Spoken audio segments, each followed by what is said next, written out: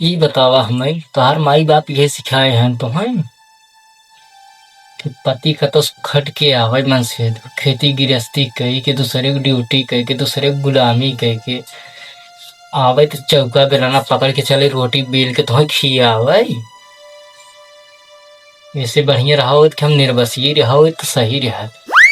इतना टेंशन रहा कि घरे बाटन परिवार है फैमिली है अकेले ही रही तो अपन छऊ बघार कच्चा पक्का जवन खाए रहा खाए तो हाँ तो टेंशन न रहा। हम तो सोचे कि बनाए रहा खाना लेकिन मारू एकदम सोहनत हो जू तुम्हारे संगे तो हमारी किस्मत ये फट गई बा।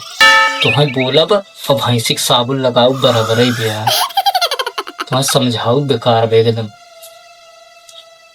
हट के चली जा। दिमाग जी आउट करा जितना जल्दी हो सके निकल जा। बोला वाला जी कुछ चुपचाप यहाँ से निकल जा। जा हटी हटी आखिर सामने से हटी जा।